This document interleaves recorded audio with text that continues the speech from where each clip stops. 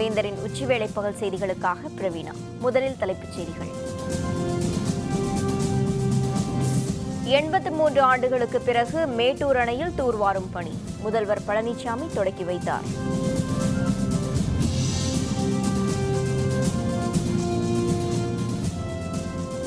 CBSE 12ஆம் வகுப்பு தேர்வு முடிவு வெளியீடு. 82% மாணவ மாணவியர்கள் தேர்ச்சி.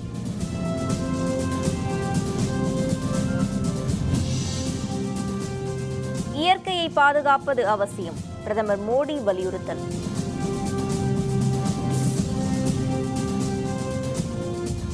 அக்னி நட்சத்திர காலம் இன்றுடன் நிறைவு. வெயிலின் தாக்கம் படிப்படியாக குறைய வாய்ப்பு.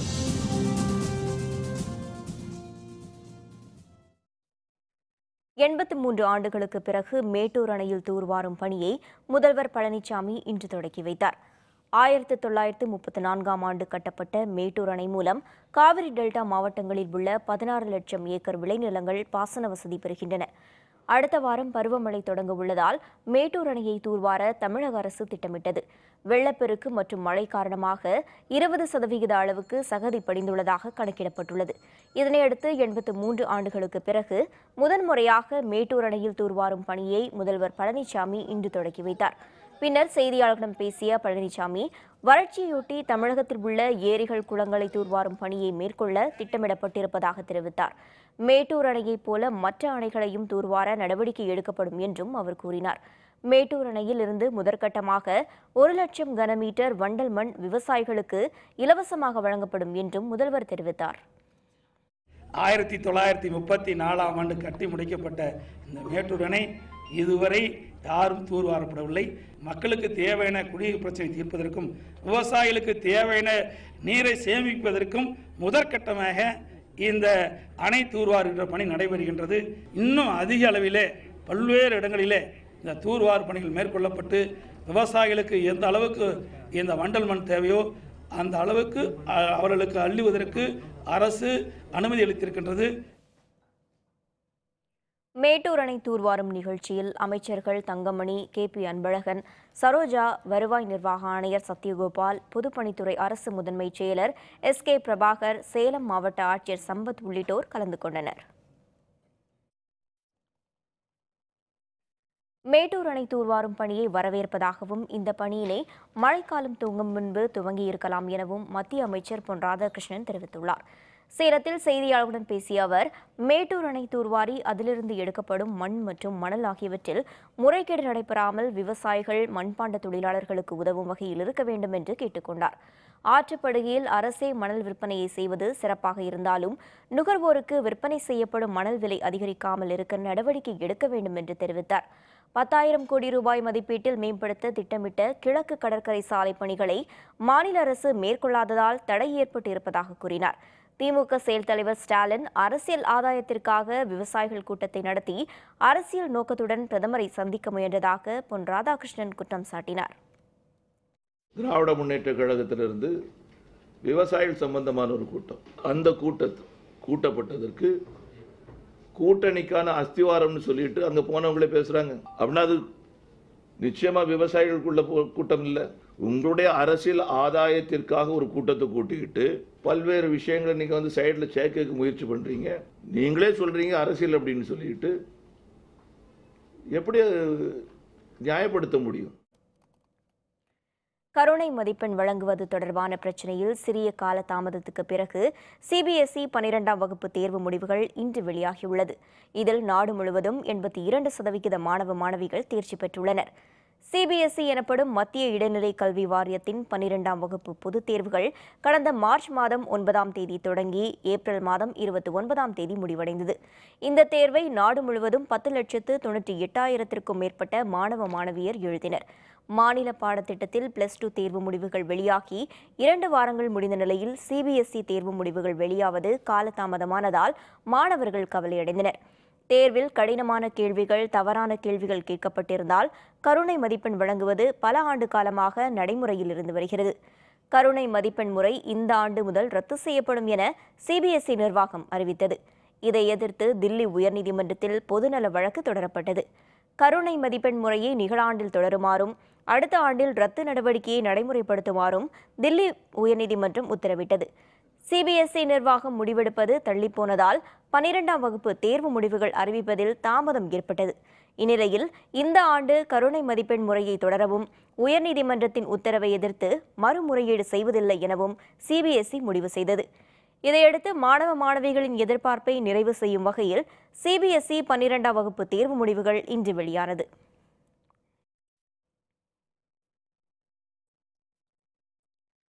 நாடு முழுவதும் சிபிஎஸ்இ 12ஆம் வகுப்பு தேர்வு முடிவுகள் இன்று வெளியான நிலையில் மாணவ மாணவிகள் மகிழ்ச்சி தெரிவித்துள்ளனர்.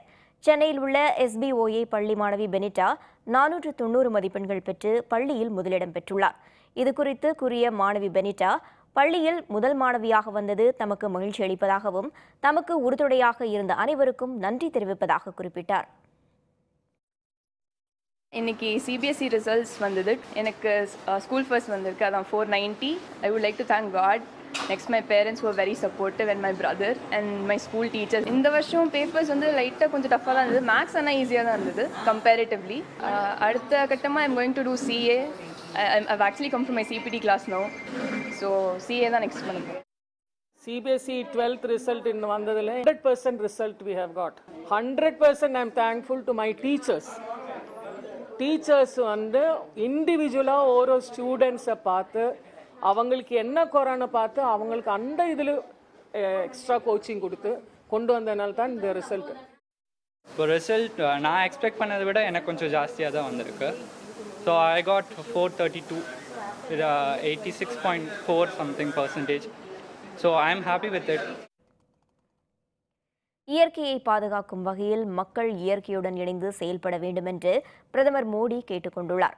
உலகிற்கு இந்தியா வழங்கிய மிகப்பெரிய பரிசு யோகா எனவும் அவர் குறிப்பிட்டார். இன்று வானொலி மூலம் மன் கி பாத் நிகழ்ச்சியில் உரையாற்றிய பிரதமர் மோடி, சுதந்திர போராட்டத்தின் போது இந்தியாவுக்காக இளைஞர்கள் தூக்கு தண்டனையை ஏற்றுக்கொண்டதை நினைவு கூர்ந்தார். சுதந்திர போராட்ட வீரர்கள் எவ்வாறு துன்பப்பட்டனர் என்பதை இளைஞர்கள் தெரிந்து கொள்ள வேண்டும் என்றும், ஜூன் 5ஆம் தேதி உலக சுற்றுலா தினம் என்றும் இந்த ஆண்டு இதனை மக்கள் இயற்கையுடன் இணைக்கும் விழாவாக கொண்டாட வேண்டும் என ஐநா அவை கூறியுள்ளதாகவும் சுட்டிக்காட்டினார். இயற்கையை பாதுகாப்பது நம் நாட்டில் தனிப்பட்ட இயக்கமாக மாற வேண்டும் என்றும், நமது உடல் 5 அடிப்படை பஞ்சபூதங்களால் ஆனது. இதனுடன் நாம் தொடர்பு கொள்ளும்போது நமக்கு புதிய சக்தி கிடைப்பதாகவும் பிரதமர் மோடி தெரிவித்தார்.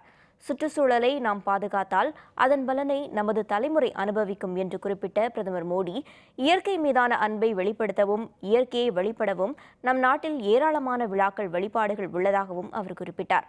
அனைத்து நாடுகளிலும் கொண்டாடப்படும் யோகா தினம் ஜூன் 21ஆம் தேதி உலகம் முழுவதும் பிரபலமடைந்துள்ளதாகவும், உடல், மனது, ஆன்மாவை இணைத்த யோகா தற்போது உலகை இணைப்பதாகவும் தெரிவித்தார்.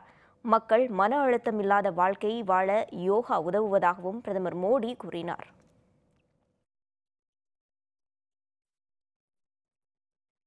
மேற்கு தொடர்ச்சி மலைப்பகுதியில் பெய்து வரும் கனமழையால் மேட்டூர் அணைக்கு வரும் நீரின் அளவு தொடர்ந்து அதிகரித்து வருகிறது.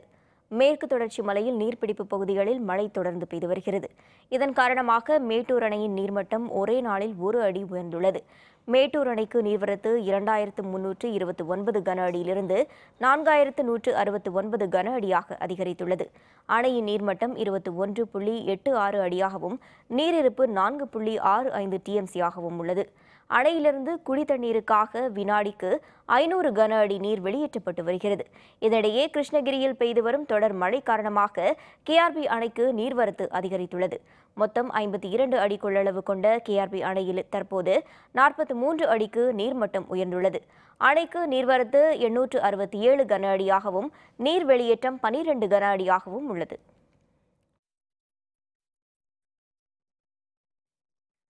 முல்லை பெரியாறு அணையின் நீர்மட்டம் வெகுவாக குறைந்ததால் தேக்கடி ஏரியில் பயணிகளின் பாதுகாப்பை கருதி படகு சவாரி இன்று முதல் நிறுத்தப்பட்டுள்ளது. நீர்வரத்து குறைந்ததால் முல்லை பெரியாறு அணையின் நீர்மட்டம் 110 அடியாக குறைந்தபோது 126 பயணிகளை ஏற்றி செல்லும் பெரிய படகான ஜலராஜா தேக்கடி படகுத்துறைக்கு வர இயலாத நிலை ஏற்பட்டது. இதனால் 1 கிலோமீட்டர் தொலைவில் புதிய படகுத்துறை அமைத்து சவாரி சென்று வந்தனர்.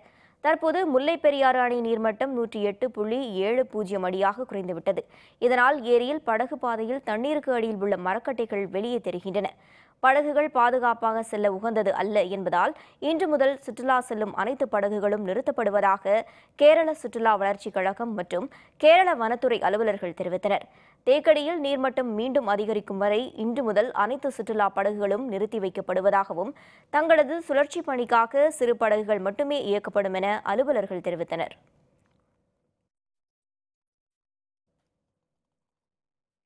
தில்லி மாநில அரசு மருத்துவமனைகளுக்கு 300 கோடி ரூபாய்க்கு மருந்துகளை கொள்முதல் செய்ததில் முறைகேடு நடந்துள்ளதாக முன்னாள் அமைச்சர் கபில் மிஸ்ரா குற்றம் சாட்டியுள்ளார். தில்லி மாநில அரசில் நீர்வளத்துறை அமைச்சராக இருந்தவர் கபில் மிஸ்ரா. இவர் முதல்வர் அரவிந்த் கெஜ்ரிவால் மீது பல்வேறு புகார்களை பகிரங்கமாக கூறியதை அடுத்து அமைச்சர் பதவியிலிருந்து நீக்கப்பட்டார். இந்நிலையில் தில்லி மாநில அரசு மீது மேலும் சில புகார்களை அவர் கூறியுள்ளார். இது தொடர்பாக செய்தியாளர்களுடன் பேசிய கபில் மிஸ்ரா, தில்லி மாநில அரசின் மருத்துவமனைகளுக்கு மாநில சுகாதாரத்துறை 300 கோடி ரூபாய்க்கு மருந்துகளை கொள்முதல் செய்ததாகவும் இவற்றை அரசு மருத்துவமனையின் மருந்தகங்களுக்கு அனுப்பி வைக்காததால் அவை காலாவதியாகிவிட்டதாகவும் கூறினார். சுகாதாரத்துறையில் பணி நியமனங்கள், பணியிட மாறுதல் மற்றும் ஆம்புலன்ஸ் வாகனங்கள் வாங்கியதில் முறைகேடு நடந்துள்ளதாகவும் கபில் மிஸ்ரா தெரிவித்தார். கொல்கத்தாவிற்கு தெற்கே குறைந்த காற்றழுத்த தாழ்வு நிலையில் உருவாகியுள்ள நிலையில் கடலூரில் 1ஆம் எண் புயல் எச்சரிக்கை கூண்டு ஏற்றப்பட்டுள்ளது. மேற்கு வங்கத்தில் கொல்கத்தாவுக்கு தெற்கே வங்கக்கடலில் 950 கிலோமீட்டர் தொலைவில் குறைந்த காற்றழுத்த தாழ்வு நிலை உருவாகியுள்ளது. இதனால் வங்க கடலோர பகுதிகளில் மழைக்கு வாய்ப்பு உள்ளதாக தெரியவந்துள்ளது. இதையடுத்து கடலூர் துறைமுகத்தில் 1ஆம் எண் புயல் எச்சரிக்கை கூண்டு ஏற்றப்பட்டுள்ளது. இதனிடையே சென்னையை பொறுத்தவரை வானம் மேகமூட்டத்துடன் இருக்கும் என்றும் சென்னையில் அதிகபட்சமாக வெப்பநிலை 38 டிகிரி செல்சியஸாக இருக்கும் என்றும் குறைந்தபட்சமாக 30 டிகிரி செல்சியஸாக இருக்கும் என்றும் வானிலை ஆய்வு மைய அலுவலர்கள் தெரிவித்தனர்.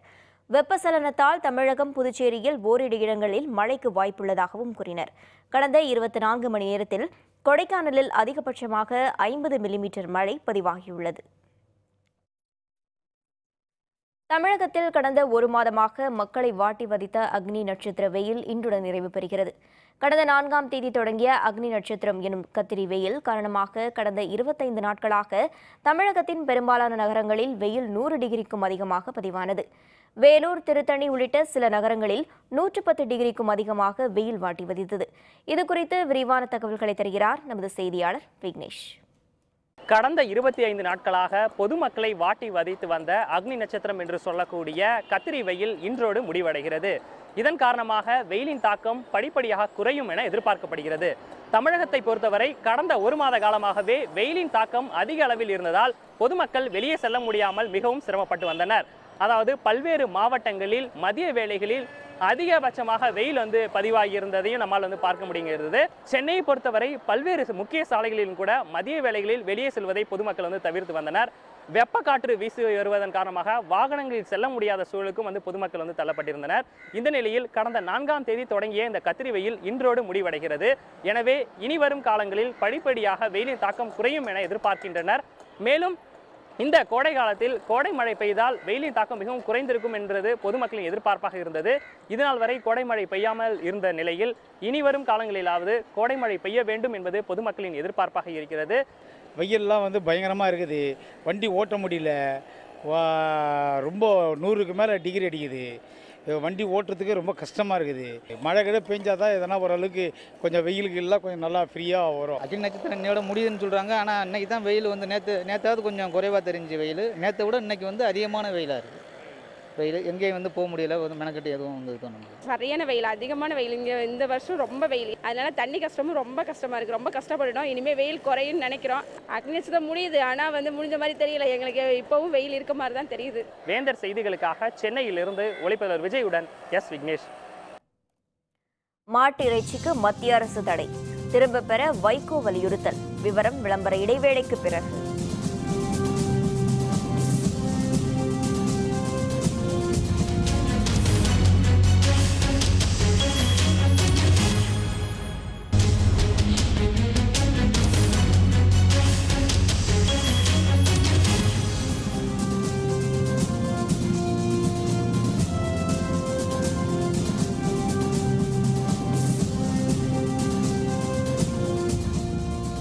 செய்திகள் தொடர்கின்றன. மாட்டு இறைச்சிக்கு தடை விதித்தது மக்களின் உரிமையை பறிக்கும் செயல் எனவும் இதன் மூலம் இந்தியாவின் பன்முகத்தன்மை பாதிக்கும் எனவும் மதிமுக பொதுச் செயலர் வைகோ வலியுறுத்தியுள்ளார். சென்னை எழும்பூரில் கட்சி நிர்வாகி இல்ல திருமண விழாவில் மதிமுக பொதுச் செயலரான வைகோ கலந்து கொண்டு மணமக்களை வாழ்த்தினார். பின்னர் செய்தியாளர்களுடன் பேசிய அவர், மத்தியில் கடந்த காங்கிரஸ் தலைமையிலான அரசுடன் ஒப்பிடும்போது கடந்த 3 ஆண்டாக ஊழல் இல்லாத ஆட்சியை மோடி தலைமையிலான அரசு நடத்தி வருவதாக தெரிவித்தார். மாட்டு இறைச்சிக்கு விதிக்கப்பட்ட தடை உத்தரவை மத்திய அரசு திரும்பப் பெற வேண்டும் என வைகோ கூறினார். பல்கலைக்கழகங்களில் துணைவேந்தர் நியமனம் தொடர்பாக ஆளுநர் தலைமையிலான குழுவை வரவேற்பதாகவும், பாலில் கலப்படம் செய்யப்பட்டிருப்பது நிரூபிக்கப்பட்டால் அந்நிறுவனங்கள் மீது தமிழக அரசு நடவடிக்கை எடுக்க வேண்டும் என வைகோ தெரிவித்தார். இந்த அரசு அறிவிப்பு இந்தியாவில் இருக்கக்கூடிய பல்வேறு தேசிய இனங்கள், கலாச்சாரங்கள், மொழிகள், சமயங்கள் கொண்டிருக்கக்கூடிய இந்த இந்தியா என்கக்கூடிய இந்த ஒருமைப்பாட்டு அமைப்பை சிதைத்துவிடும். பொதுமக்களுடைய தனிப்பட்ட உரிமைகளை எல்லாம் பறிக்கின்ற விதத்தில் செய்யப்படுகிற இந்த முயற்சி பலத்த கண்டனத்துக்குரியது. பிரதமர் நரேந்திர மோடி அவர்கள் இந்த அறிவிப்பை உடனடியாக திரும்பப் பெறுவதற்கு ஏற்பாடு செய்ய வேண்டும் என்று நான் வலியுறுத்தி கேட்டுக்கொள்கிறேன். பாரதிய ஜனதா தேசிய தலைவர் அமித்ஷா நடிகர் ரஜினிகாந்தை சந்திக்க வாய்ப்பில்லை என மாநில தலைவர் தமிழிசை சவுந்தரராஜன் தெரிவித்துள்ளார். மதுரை விமான நிலையத்தில் செய்தியாளர்களுடன் பேசிய அவர், அமித்ஷா நாடு முழுவதும் 91 நாட்கள் சுற்றுப்பயணம் மேற்கொண்டுள்ளதாக குறிப்பிட்டார். சந்தையில் விற்பனைக்கு செல்லக்கூடிய அடிமாடுகளை தடுக்கவே மத்திய அரசு சட்டத்தை பிறப்பித்ததாக கூறினார். தகவல் தொழில்நுட்பத் துறையில் வேலைவாய்ப்பு இழப்பை தடுக்க மத்திய அரசு முயற்சி செய்து வருவதாகவும், விரைவில் நல்ல முடிவு எடுக்கப்படும் என்றும் தமிழிசை சவுந்தரராஜன் தெரிவித்தார். எங்கள் அகில பாரத தலைவர் சுற்றுப்பயணத்தில் இருக்கிறார். மிக தெளிவாக சொல்லி இருக்கிறார், சகோதரர் ரஜினி முதலில் அரசியலுக்கு வரட்டும், அதுக்கப்புறம் நடவடிக்கையை பார்க்கலான்னு.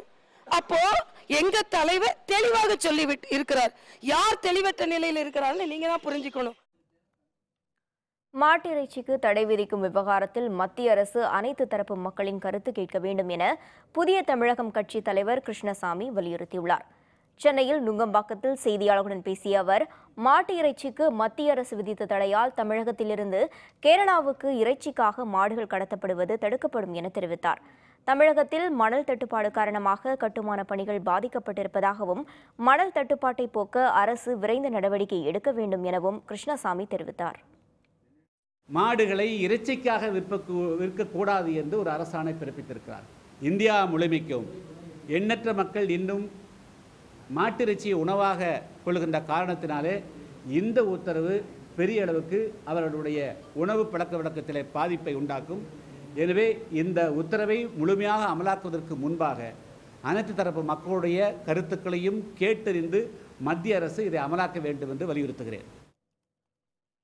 சரக்கு மற்றும் சேவை வரி விதிப்பை கண்டித்து தனியார் குடிநீர் கேன் உற்பத்தியாளர்கள் இன்று முதல் கால வரம்பற்ற வேலைநிறுத்தத்தில் ஈடுபட முடிவு செய்துள்ளனர்.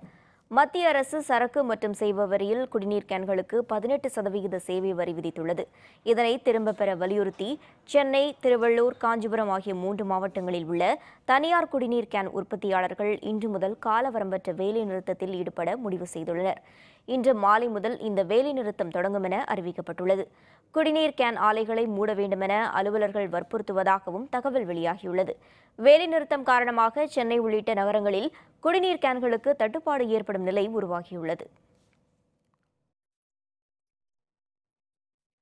காஞ்சிபுரத்தில் தமிழ்நாடு வீட்டு வசதி வாரியம் தரமற்ற வீடுகளை விற்பனை செய்யும் முயற்சிக்கு எதிர்ப்பு தெரிவித்தும் அரசு தலையிட்டு பிரச்சினைக்கு தீர்வு காண வேண்டும் எனவும் மக்கள் கோரிக்கை விடுத்துள்ளனர். காஞ்சிபுரம் தேசிய நெடுஞ்சாலை பகுதியில் வெள்ளை கேட் பகுதியில் தமிழ்நாடு வீட்டு வசதி வாரியம் சார்பில் உயர் வருவாய் பிரிவு, மத்திய வருவாய் பிரிவினருக்கு வீடுகள் கட்டப்பட்டன. கடந்த 2014ஆம் ஆண்டு 190 வீடுகள் கட்டும் பணியானது தொடங்கி நடைபெற்று வந்த நிலையில் பயனாளிகளை அழைத்து வீடுகளை பெற்றுக்கொள்ளுமாறு அழைப்பு விடுக்கப்பட்டது. அப்போது வீட்டு வசதி வாரியம் பயனாளிகளுடன் மேற்கொண்ட ஒப்பந்த விதிமீறலுடன் எவ்வித அடிப்படை வசதியுமின்றி வீடுகள் கட்டப்பட்டதை அடுத்து மக்கள் அதிர்ச்சியடைந்தனர். வீட்டு வசதி வாரியம் கட்டிய வீடுகளில் கழிவு நீர் வெளியேற வசதியின்றி பயனற்று கிடப்பதாக புகார் தெரிவித்தனர். எனவே அரசு தலையிட்டு பிரச்சினைக்கு தீர்வு காண வேண்டும் என பயனாளிகள் வலியுறுத்தியுள்ளனர்.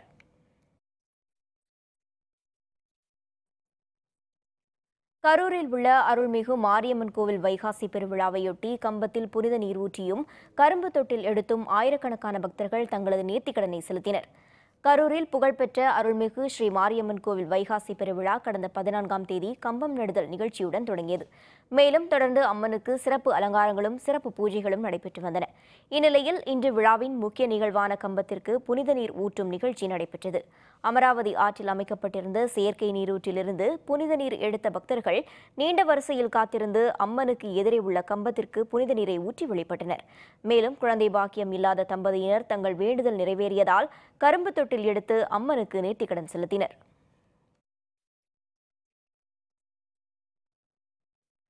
சாம்பியன்ஸ் கோப்பை கிரிக்கெட் பயிற்சி ஆட்டம். இந்தியா நியூசிலாந்து அணிகள் மோதல். விவரம் விளம்பர இடைவேளைக்கு பிறகு.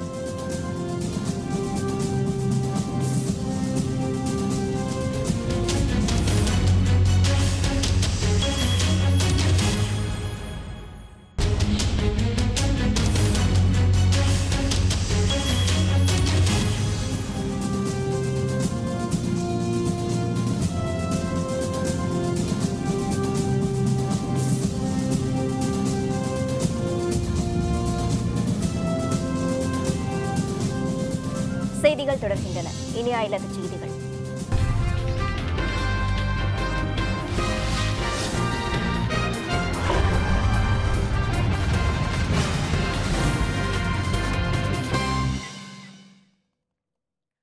அமெரிக்காவில் PhD படிக்கும் மாணவர்களுக்கு குடியேற்ற உரிமையுடன் H1B விசா வழங்க புதிய சட்டத்திருத்தம் கொண்டுவரப்பட்டுள்ளது. இதனால் இந்திய மாணவர்களுக்கு அதிக வாய்ப்பு கிடைக்கும் என கருதப்படுகிறது. அமெரிக்க அதிபராக ட்ரம்ப் பதவியேற்ற பின்னர் H1B விசா வழங்குவதில் புதிய கட்டுப்பாடுகள் விதிக்கப்பட்டுள்ளன. குறிப்பாக அதிக ஊதியத்துடனான பணிகளுக்கு வெளிநாட்டவர்களுக்கு வழங்கப்படும் H1B விசா நிறுத்தப்பட்டுள்ளது. இதனால் இந்தியாவை சேர்ந்த தகவல் தொழில்நுட்ப பணியாளர்கள் பெருமளவில் பாதிக்கப்பட்டுள்ளனர். இந்த நிலையில் H1B விசா நிறுத்தப்பட்டதால் அமெரிக்க பல்கலைக்கழகங்களில் படிக்க வரும் வெளிநாட்டு மாணவர்கள் எண்ணிக்கை கணிசமாக குறையும் நிலை ஏற்பட்டது. இதனால் வெளிநாடுகளிலிருந்து அமெரிக்க பல்கலைக்கழகங்களில் PhD படிக்க வரும் மாணவர்களுக்கு H1B விசா வழங்கும் புதிய சட்டத்திருத்தம் கொண்டுவரப்பட்டுள்ளது. அதன்படி அமெரிக்காவில் அறிவியல், தொழில்நுட்பம், பொறியியல், கணிதம் உள்ளிட்ட துறைகளில் ஆய்வு மேற்கொள்ள வரும் வெளிநாட்டு மாணவர்களுக்கு இனிமேல் குடியேற்ற உரிமையான கிரீன் கார்டுடன் கூடிய H1B விசா வழங்கப்படும். அவர்கள் படித்து முடித்ததும் அமெரிக்காவில் உள்ள மிகப்பெரிய நிறுவனங்களில் உரிய சம்பளத்துடன் பணியாற்றும் வாய்ப்பு கிடைத்துள்ளது.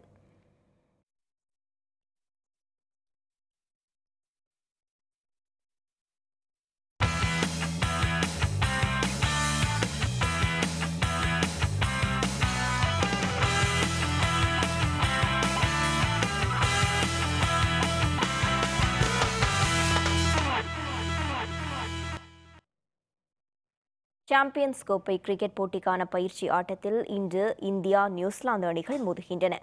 8வது சாம்பியன்ஸ் கோப்பை கிரிக்கெட் போட்டி இங்கிலாந்தில் வருகிற 1ஆம் தேதி தொடங்குகிறது. இந்திய அணி தனது முதல் லீகில் பாகிஸ்தானை 4ஆம் தேதி எதிர்கொள்கிறது. முன்னதாக இந்திய அணி 2 பயிற்சி ஆட்டங்களில் விளையாடுகிறது. இதன்படி இந்தியா நியூசிலாந்து இடையிலான பயிற்சி ஆட்டம் லண்டன் ஓவல் மைதானத்தில் இன்று நடக்கிறது. 6 வார IPL 20 ஓவர் போட்டியில் விளையாடிய பிறகு இந்திய வீரர்கள் சந்திக்கும் முதல் ஒருநாள் 50 ஓவர் போட்டி இதுவாகும். காயம் காரணமாக IPL-இல் ஆடாத இந்திய அணியின் சுழற்பந்து வீச்சாளர் அஸ்வினும் காயத்தால் அவதிப்பட்ட வேகப்பந்து வீச்சாளர் முகமது ஷமியும் அணியில் இடம்பெற்றுள்ளனர். இந்த ஆட்டம் முக்கியத்துவம் வாய்ந்தது என்பதால் இரு அணிகளும் வெற்றிக்காக கடுமையாக போராடும் என ரசிகர்கள் கருதுகின்றனர். இந்திய நேரப்படி பிற்பகல் 3 மணிக்கு இந்த ஆட்டம் தொடங்குகிறது.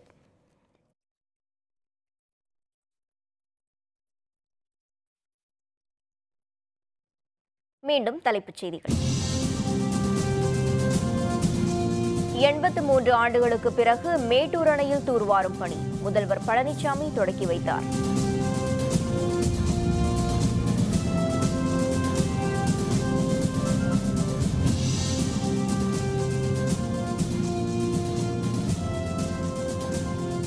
CBSE 12ஆம் வகுப்பு தேர்வு முடிவு வெளியீடு. 82% மாணவ மாணவியர்கள் தேர்ச்சி.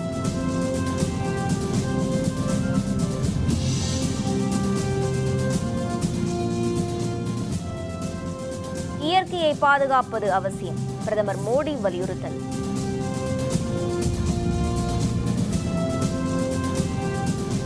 அக்னி நட்சத்திர காலம் இன்றுடன் நிறைவு. வெயிலின் தாக்கம் படிப்படியாக குறைய வாய்ப்பு.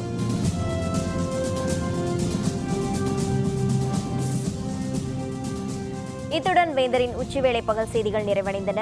மீண்டும் மாலை 6 மணிக்கு வேந்தரின் அந்திமாலை குறுஞ்செய்திகளில் சந்திப்போம். வணக்கம்.